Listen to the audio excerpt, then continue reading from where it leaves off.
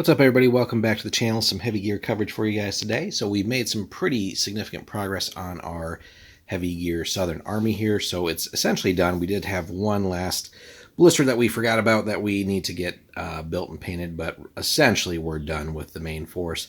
So this is just a little add-on here. But we decided to pick up the Diamondback because it's just a cool design for a mech, still sort of a heavy mech without going into like Strider territory, and just has a unique look about it. So in some ways similar to the Black Mamba as far as stat lines go, but the Mambas do some other things. But overall you get pretty above average speed, a little bit better armor than standard, and still like good gun rate and piloting, but not so much in the way of any options for electronic warfare or anything, and then some pretty just standard weapons across the board here. So nothing too fancy, but still, again, a cool mech.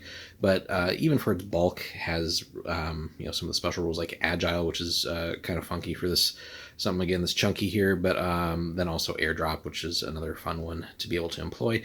But we'll get this open for you guys. We'll show you what this is like. So this is still one of the metal ones, not in plastic yet, but this is a 2-pack. I think you can get them single as well, but I think you save a little bit if you get the 2-pack here. So we'll get it open and sorted, and we'll show you guys everything that you get inside. Alrighty, guys, we got everything opened up here for you. So here's what you get in the 2-pack.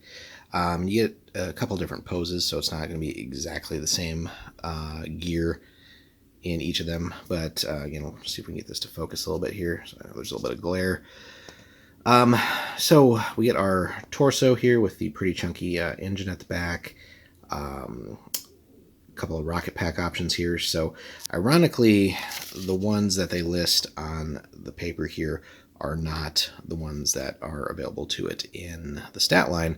So just wondering if they haven't caught up with their packaging or just haven't bothered to rename the packaging to reflect the actual rules or whatever the case may be, but we'll make do with what it is. As long as you're clear in like your army list and stuff and it looks relatively right, then it should all be good. So I do think ultimately you can make every variant with what they do include.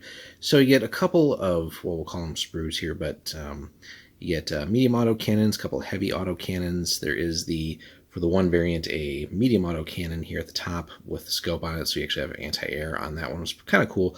I don't think we're going with that variant, but then a rifle version, or no, sorry, that's the rifle, that's the medium bazooka, which I think is one of the two that we're going to go with. So the bog standard one is just a plain old medium auto cannon, but I think we're going to go with the variant.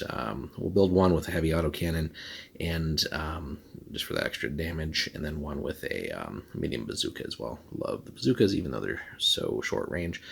There's an arena version you can build too with some of the fancier close combat weapons. So yeah, like a chainsword and like a bigger sword there, the typical vibro knives. Arm options there, which I think are, well, actually, yeah, they're a little bit different. So, and then again, the leg option. So you get the more crouch look, and then the more just kind of standing pose here.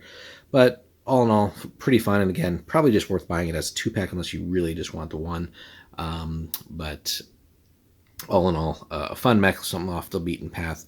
That being said, if you do want to stick to the plastics, obviously you have those now for sort of the core ranges of each of the factions, but if you want to dip into some of the more unusual gears for each of the factions, you do have to jump into some of the older kits here, and those will unfortunately be metal for the time being, outside of a few hybrid kits with resin and all resin or resin metal.